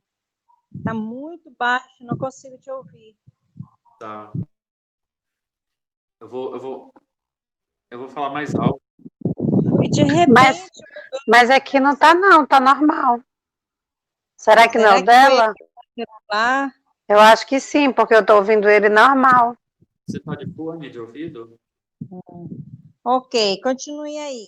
Eu vou me aproximar um pouco mais. Mas se você tiver fone de ouvido, acho que facilita. A defesa maníaca ela é a diminuição da importância do objeto. Ela é o triunfo sobre o objeto. O Freud fala no Luto e Melancolia disso. Né? Ele fala que uma das formas de lidar com o luto, com a perda, é diminuir a importância do outro. É o ego triunfar. Porque o que é o sentimento de culpa na melancolia? É o objeto sobrepuja o ego, né? O ego se diminui frente ao objeto. A sombra do objeto repousa sobre o ego, Freud diz, né? O triunfo é o contrário. Fala assim, ó, nem era tão importante assim. E é um sentimento de vitória. E isso gera muita culpa também. Porque quando eu sinto triunfante sobre o objeto que eu perdi, quando eu lido com ambivalência, gera mais culpa. Né? É um ciclo aí que também se torna um ciclo de ódio. Porque se eu triunfo, o objeto também vai querer se vingar de mim, né? Gera outro ciclo de ódio. Por isso que é um mecanismo que não sustenta.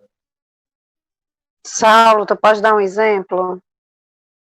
Sabe o que é isso? Aquela ideia de que da física quântica, que as pessoas usam erroneamente a física quântica, né? Que basta o ego querer que tudo vai se resolver. É um triunfo sobre a própria realidade psíquica. Porque o que as pessoas falam assim, ó, né, ó, no New Age, você é só luz. A sua essência é luz. E aí a pessoa nega a sombra, né? Ela nega o objeto mal. E negar o objeto mal é um mecanismo maníaco. Ela está negando a própria realidade psíquica que é dual. E aí, quando a pessoa faz alguma coisa ruim, ela se isenta da culpa. Ela não vai sentir culpa. Ela triunfa sobre os objetos maus que tem dentro dela. Tá certo. Entendi. Outra coisa na clínica, né? Pensando na clínica, quando o menino vem e destrói todo o meu consultório e bagunça tudo, aí isso é uma coisa que eu faço. A criança, ela arruma o material comigo, tá? Tem que arrumar, porque se a criança, ela sai do consultório deixando bagunçado, o que ela sente? A bagunça dela é tão grande que ela não dá conta de arrumar. É como se aquilo fosse irreparável. É um dano que não foi reparado. Mas junto comigo a gente pode reparar. Né? A gente faz isso juntos. Conserta. Se quebrou. Teve uma vez... Assim, o material da caixa de areia, ele é utilizado com adultos também. Tá? Então, tem coisas assim como... Ó, deixa eu mostrar aqui. Umas flores, assim, tá vendo? Tem um material... Tem umas coisas de louça também. Isso aqui é terapia junguiana, né? Um tipo de arte-terapia. E tem umas imagens de santos também, né? Que precisa ter, santos católicos, né? Imagem de Buda, coisa assim. Teve uma criança que ela derrubou uma imagem de um santinho que ele era de vidro. Ela derrubou ele, partiu no meio. Aí eu fui pegar a cola Super Bonder, né? Para consertar com ele. Mesmo que fosse mais utilizar, né? Tinha estragado, mas para tentar reparar esse dano. Aí quando ele olhou, ele perguntou assim para mim: quebrou. Aí eu falei, né? É um santo. Aí assim, ele é de família evangélica, né? Não conhece assim santo católico. Mas ele arregalou o olho, olhou para mim e perguntou assim, mas é Deus? Eu falei, não, é um santo. Ele falou, ainda bem. Aí ficou aliviado, né? A gente vê assim que foi um movimento dele de se preocupar com o objeto, né? Se preocupar com o outro. Se preocupar com o dano que ele fez. Se ele tivesse olhado e falado assim, isso é só vidro. Ou então falado assim, isso aí não é importante, porque a minha família não acredita em santo. Ele estaria usando a defesa maníaca. Porque apesar do santo não ser importante para ele, o que ele estava querendo dizer? Que era importante por ser um objeto meu. Não é o santo em si que é importante. É por ser algo meu, que me representa. Então, quando eu conserto aquilo com ele, eu estou auxiliando ele a fazer uma reparação daquele dano. Ele entender que a destrutividade dele não vai me destruir. Que ele não é onipotente. Uma característica da posição esquizoparanoide é a onipotência. Que o esquizoparanoide, ele acha que por ele desejar fazer mal ao outro, ele já está fazendo mal. Mas em fantasia, uma criança pode chegar aqui em fantasia e me matar. Ele pode, na fantasia, ele pode falar que não gosta de mim. O Firenze, ele tem um caso que ele fala de que as crianças, ele fala, eu não sei se é um sobrinho dele, alguma coisa assim, que esse sobrinho começa a falar mal dele, xingar ele, xinga. E aí quando o menino vai, quer bater nele. Aí quando o menino vai bater nele, ele fala assim, falar você pode, mas bater não. O que ele está querendo dizer? Na fantasia, você pode destruir, você pode morder, você pode maltratar. Mas, na realidade, não. Que isso é estabelecer essa fronteira entre o princípio do prazer e o princípio da realidade. É formar a noção de real naquela criança. E que isso, se não é formado quando criança, quando adulto, ele vai ter a ilusão de que o pensamento é onipotente, que é também o que a física quântica faz. Esse uso da física quântica errado, né, faz. Onipotência do pensamento. Tudo você pode pelo pensamento. É só pensar que você consegue. Isso é uma onipotência, isso é um narcisismo. E isso, quando é trazido para o aspecto negativo, o que quer dizer? Né? A pessoa ela tem a fantasia de que ela não pode ter sentimentos ruins em relação a ninguém, porque ela sente culpa pelo que ela sente. Isso é a onipotência do pensamento. Isso também faz parte da neurose obsessiva, faz parte, é um mecanismo maníaco que precisa ser modificado.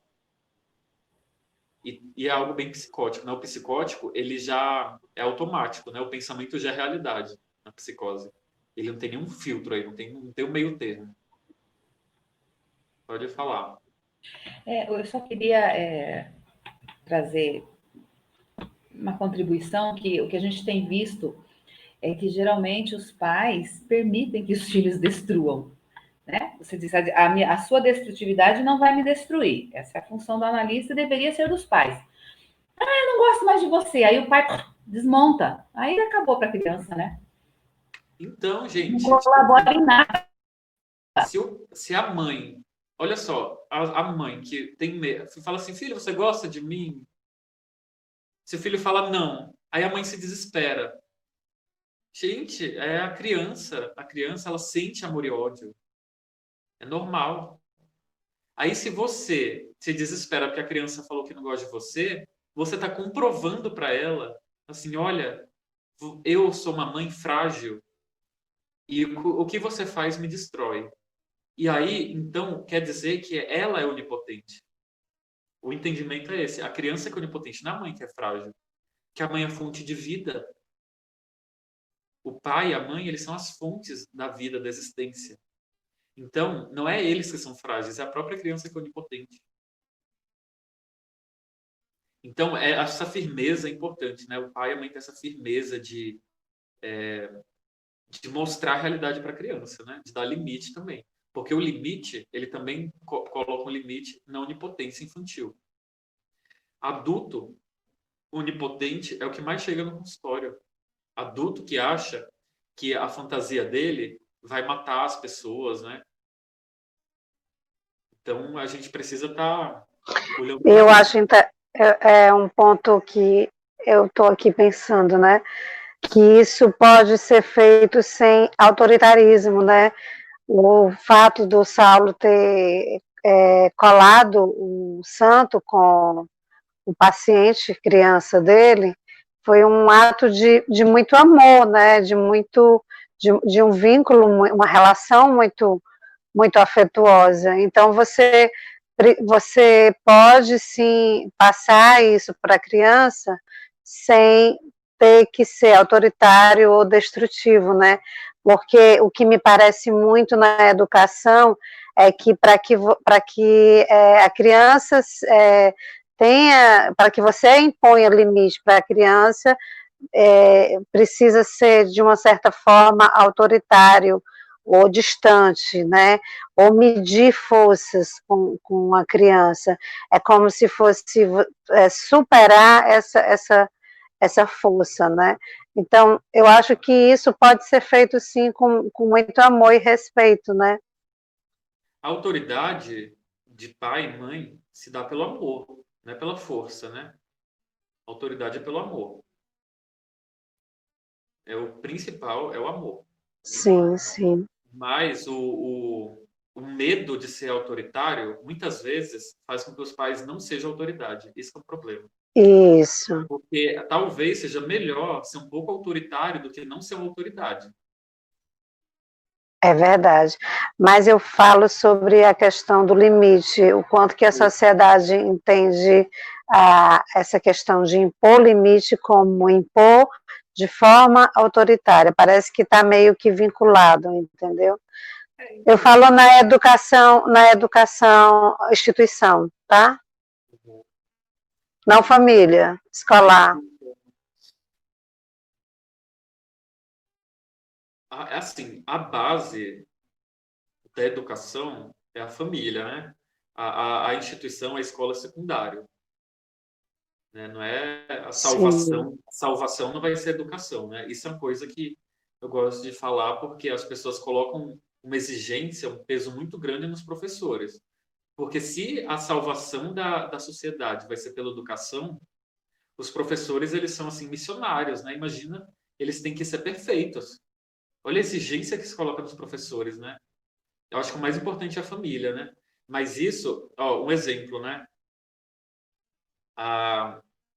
Mas tem professores que são autoritários mesmo, né? Tem professores que são autoritários, tem outros que não.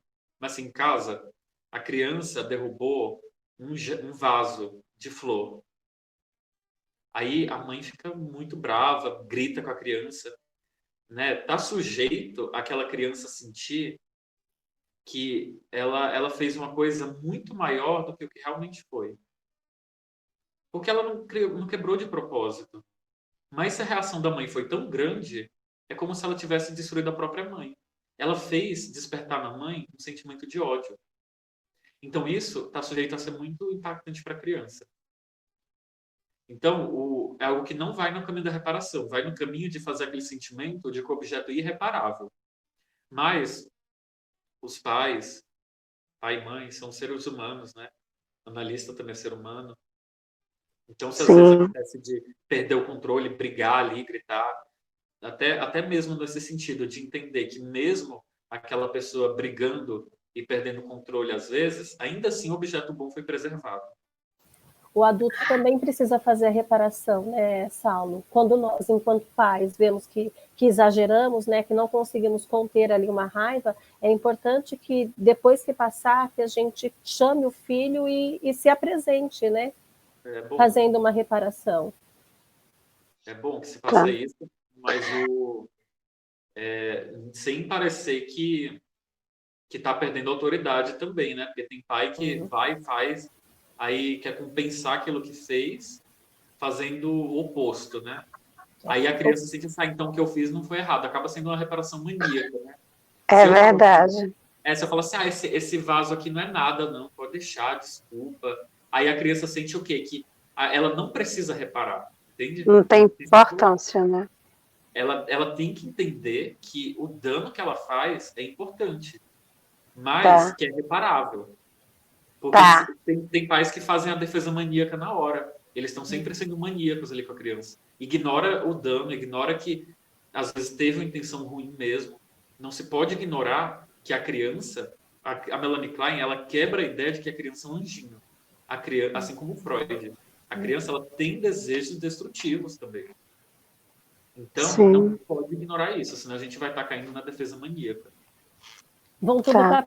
para perversidade, né? Para uma estrutura perversa lá no futuro. Sim. Eu vejo assim que a gente está sempre no extremo, né? A sociedade, a gente saiu do extremo do autoritarismo, que era muito repressor, e agora está no extremo da permissividade, onde tudo pode, né? Onde são os Sim, filhos que sim. mandam nos pais. E aí acho que o limite é exatamente isso, é educar com afeto, com amor, mas colocar o Isso. limite, né? Fazer a inscrição da lei. Isso. Perfeito.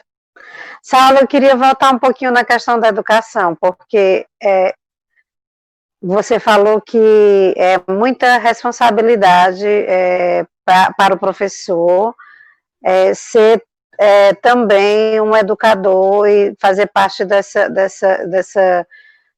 educação dessa criança, né? E aí a gente vê no próprio Jung, né, no livro Desenvolvimento da Personalidade, quando ele fala que sim, a criança, ela transfere para o professor, e é de responsabilidade também do professor esse desenvolvimento psíquico, entende?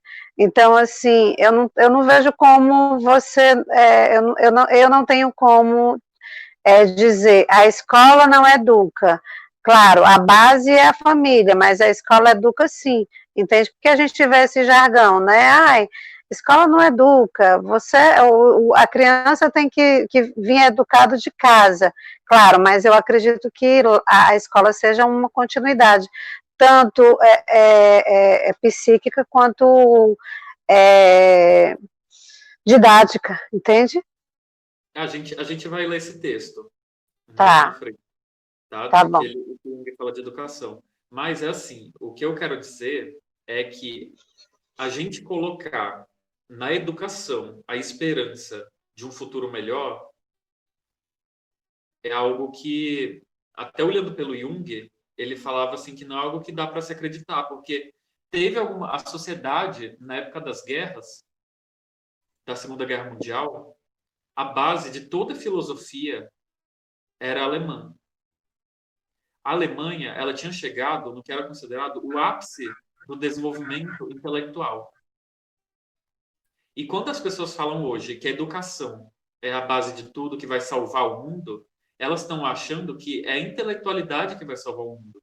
Não é educação, não é educação afetiva, não é o amor. Entendi. É a intelectualidade. É achar que a escola vai criar pessoas com pensamento crítico, Racionalistas. racionais, inteligentes, que conhecem as realidades, que conhecem a ciência e que isso vai salvar a humanidade. Mas Então é meio que robotizado, né? É exatamente essa ilusão que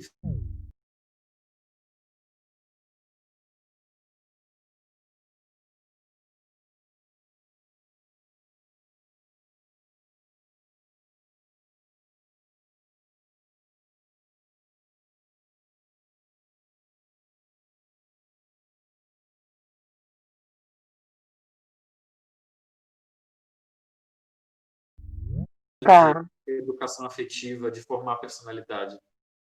Quando você fala que a educação vai mudar o mundo, estão falando de conhecimento. Né? Mas tem outras coisas para se olhar que são tão importantes quanto essa educação intelectual. Ela não é tudo. E colocar o futuro da humanidade na mão dos professores é algo que até para eles eu penso que é muita responsabilidade. Se parar para pensar, é muita responsabilidade. Tá certo. Entendi.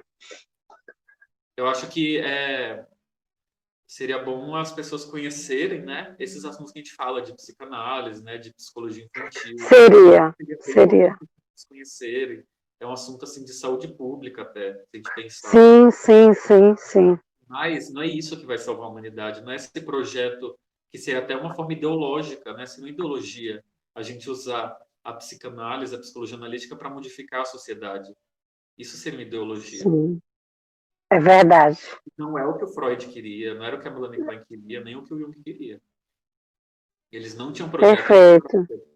Eles queriam trabalhar individual, né? Mas, assim, isso a gente vai ter uma aula só para falar desse assunto. Então, vai ter bastante... Tá bom, tá. Vai ser legal também a gente debater isso. A gente teve no grupo de estudo, né, essa oportunidade. Eu vou encerrar aqui o que é posição depressiva, mas acho que deu para entender, né, o que é reparação, o que é... Só mais uma coisa, o mecanismo obsessivo, ele é diferente do maníaco, porque, assim, é a procura de evidências no ambiente de que aquele objeto está vivo, né, de que aquele objeto sobreviveu. Tá? O obsessivo é assim. Quando a pessoa obsessiva ela é muito detalhista na limpeza, por exemplo, é essa busca da refutação da destruição, ou de evitar. Porque o obsessivo ele tem também a fantasia de que ele destruiu o objeto e de que ele é onipotente. Então, ele precisa controlar para evitar a destruição. Então, o controle é um mecanismo obsessivo. Eu li um caso de atendimento de criança do Carper, Donald Carper, que é no livro Tendo Mente Própria, o nome do livro. Um livro muito bom também para a clínica kleiniana.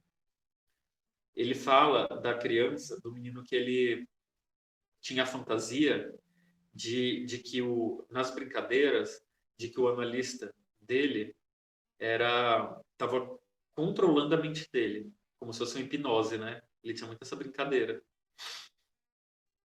E isso é uma projeção também, não uma identificação projetiva. A necessidade de controle é o quê? Controlar a própria destrutividade, a própria agressividade. É um mecanismo obsessivo. Só que ficar se controlando é uma autoagressão também, esse controle excessivo. E aí isso é projetado. Tanto é que é observável que as pessoas que menos gostam de ser controladas é as que mais controlam os outros.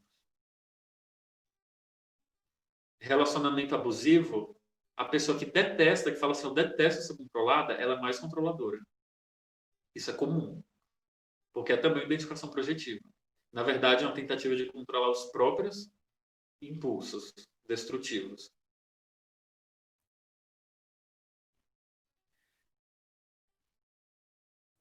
Então, aí já deu tempo. Eu quero... Vocês podem ficar mais um pouquinho, só para eu ler uma coisa desse importante para a próxima semana. É só uma definição de 3... Deixa eu ver aqui a página. Ixi, derrubei tudo. 212, no livro, no texto, Inveja e Gratidão. Tá? Que é quando a Melanie Klein fala da diferença de inveja, voracidade e ciúme. Isso é importante, porque ela cita bastante essas 3 emoções. Página 212 do livro Inveja e Gratidão. Vou mandar para vocês, tá? Esse texto, esse livro. A inveja contribui para as dificuldades do bebê em reconstruir seu objeto bom, pois ele sente que a gratificação de que foi privado foi guardada para uso próprio pelo seio que frustrou. O que acontece? A criança percebe a mãe como a fonte da bondade, a fonte do alimento. Ela pode, em relação à mãe, ter ela reconhece o quê? Que a mãe é superior, né? Ela reconhece a mãe como maior que ela. Aí tem duas formas de lidar com isso. Ou ela sente inveja ou sente gratidão. Um é o oposto do outro. A gratidão mitiga a inveja. Porque ambos reconhecem que o objeto é maior do que ela. Eu li um caso uma vez, não sei onde, né, de um paciente que falou que teve um sonho, né, e a interpretação do sonho era da inveja, né, que o paciente sentia que o analista ele era um seio bom, que tinha leite, e que o próprio paciente ele só podia dar as fezes dele. que era algo muito ruim, muito podre. E aí sentia inveja. Aí, quando existe esse sentimento de inveja, existe a incapacidade de se gratificar do que o ambiente traz, do que aquele outro traz. A gratificação, ela é necessário ter a gratidão para ser grato, para aproveitar. Até a palavra é semelhante. Eu acho que na próxima semana eu vou começar falando um pouco disso, só para a gente conseguir depois compreender outras coisas, tá? Mas assim, aí falar da diferença entre inveja, ciúmes e voracidade. A inveja é um sentimento raivoso de que outra pessoa possui e desfruta algo de desejável, sendo o impulso invejoso o de tirar esse algo ou de estragá-lo. Além disso, a inveja pressupõe a relação do indivíduo com uma só pessoa e remonta à mais arcaica e exclusiva relação com a mãe. Para Klein, a inveja é anterior ao ciúme, que ela pressupõe a relação de dois, do eu com o objeto, do eu, da criança com a mãe. O ciúme é baseado na inveja, mas envolve uma relação com pelo menos duas pessoas. Diz respeito principalmente ao amor que o indivíduo sente como lhe sendo devido e que lhe foi tirado, ou está em perigo de sê-lo por seu rival. Na concepção corriqueira de ciúme, um homem ou uma mulher se sente privado por outro da pessoa amada.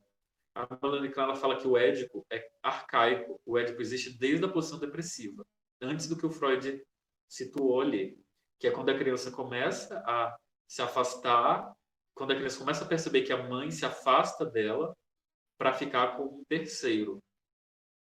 A inveja, o ciúme, já pressupõe uma relação de três. Já é o édipo. O ciúme já pressupõe o édipo. No Inibição, Sintomas e Angústia, o Freud dá as bases para Melanie Klein falar que o édipo existe antes do período ali da idade do complexo de Édipo. Apesar de que o Freud ele delimitou 3 anos o início do complexo de Édipo. Mas a Klein fala que já existia antes. A voracidade, né? A voracidade é a ânsia impetuosa e insaciável que excede aquilo que o sujeito necessita e que o objeto é capaz e está disposto a dar. A nível inconsciente, a voracidade visa, primariamente, escavar completamente, sugar até deixar seco e devorar o seio. Ou seja, seu objetivo é a introjeção destrutiva, ao passo que a inveja procura não somente despojar dessa maneira, mas também depositar maldade, primordialmente excrementos maus e partes más do self dentro da mãe, acima de tudo, dentro do seu seio, ao fim de estragá-la e destruí-la. No sentido mais profundo, isso significa destruir a criatividade da mãe. A voracidade, na clínica, é quando o paciente ele suga todas as suas energias, a gente até se sente sugado. Ele quer tirar tudo que puder e é agressivo, é uma introjeção agressiva. É como se a criança, o Carl Abraham, ele fala quando começa a surgir os dentes, é um morder o seio para engolir. A voracidade é isso, é colocar para dentro o máximo que pode. Né, para preencher mesmo, destruir aquele objeto mal que está dentro, é preciso colocar para dentro, agressivamente. É o amor que destrói a voracidade. Aquele paciente que a gente fica bocejando a sessão toda, Saulo. Tem gente que faz isso, e, inclusive tem analista que interpreta isso. Quando a gente vai ler nos textos dos analistas kleinianos, isso é interpretado. Aí a inveja, além de querer sugar o outro, o máximo que pode, ele ainda quer deixar o objeto mal dentro do outro, ainda quer destruir o seio. Ele quer engolir o seio e ainda quer destruir o que ficou lá com o outro. Na inveja tem a voracidade implícita. Eu não sei, eu acho que é a Melanie Klein, esse eu não tenho certeza onde que eu li, mas eu acho que é um texto do Inveja e Gratidão, esse livro. Depois eu posso procurar, mas que cita que quando aconteciam os roubos de casarões, né, na Europa, e era comum ainda acredito que ainda seja, né, que além do ladrão entrar e roubar a casa, levar tudo, ele fazia cocô no chão, sujava tudo, urinava na casa, tudo que deixava lá ele ainda destruía. Tem esse mecanismo, vai lá, rouba para ele e ainda destrói o que ficou. Então, a pessoa invejosa, ela é incapaz de contemplar e de receber a gratificação das coisas. Ela nunca está satisfeita. Nunca está satisfeita. O Winnicott, ele fala que é importante a contemplação para se formar o objeto bom, né? Contemplar. Essa atitude de olhar para a grandiosidade das coisas, para a bondade das coisas. Mas, para fazer isso, é preciso se sentir grato. É preciso sentir a gratidão.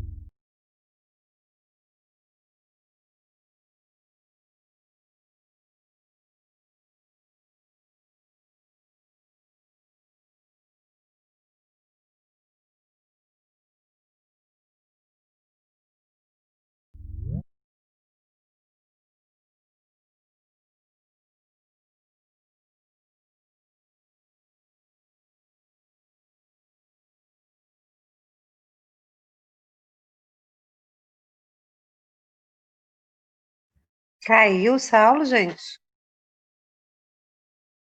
Para mim Caiu para mim também. Acho que caiu para todos. É verdade. Sim, ele caiu. Eu acho. Vamos esperar um pouquinho para ver se ele volta, né? Uhum. Deixa eu falar aqui com ele no WhatsApp. Viu, gente? Eu tô voltando aqui. Caiu no celular, mas continua a gravação aqui. Tá bom. Ainda bem que eu tô com 2 telas. Tá, Precavido, hein, professor? tá demorando. Ah, meu Deus, não acredito. Usa a tela do computador, então. Eu tava no 3G o tempo inteiro.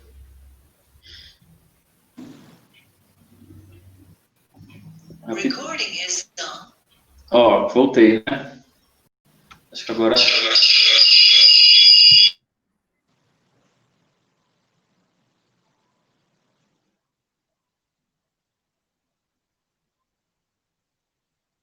Caiu de novo?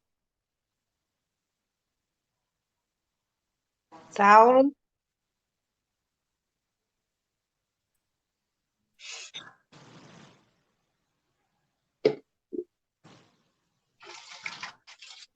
Vou. Agora tá certo, né? Agora voltou. Eu desliguei ele no celular, vou ficar só aqui no computador, pra gente encerrar. Tá dando pra ouvir agora? Tá sim. Você tem como a câmera do computador, ó, do celular é bem melhor a câmera, né? Mesmo sendo computador novo. Então, eu vou mandar para vocês, desse texto, do Amor, Culpa e Reparação, um trecho que a Melanie Klein ela fala de uma paciente nisso de contemplar, né? De contemplar a beleza e como que isso é uma reparação também. Aí a gente faz esse link com a gratidão. Tá? Que na verdade, esse texto, essa paciente que ela fala ela mesma, quando ela passou pelo luto do filho dela. Então, vou postar só esse trecho para vocês lerem, que eu acho bem bonito, assim, a explicação que ela dá. Então é isso, vocês... Hoje já deu, né? Nosso tempo, a gente já passou. 10 minutos. Obrigado, espero que o conteúdo de hoje seja bom para vocês, para a prática de vocês, que tenha auxiliado. Saulo, finalmente estou compreendendo Melanie Klein, tá? Muito obrigada, tá? Glória a Deus. Muito bom. Obrigada. Obrigada, Sara. Obrigado. Ótima aula. Obrigada, professor. Excelente, viu? Eu já vou mandar o texto. Aí você vai mandar o texto da próxima aula? Eu vou mandar logo, para ter Tá. bastante tempo de ler. Porque eu leio um parágrafo por dia. Tá. Então, vou mandar 6 parágrafos para cada... Não, 6 artigos. Cada dia você lê um artigo. My God, tá bom. Obrigadão, viu? Obrigado. Deus abençoe a todos. Deus abençoe também para a gravação aqui. Amém. Tchau. Um beijo para todos. Tchau, Beijo. tchau. Tchau. Tchau para todos.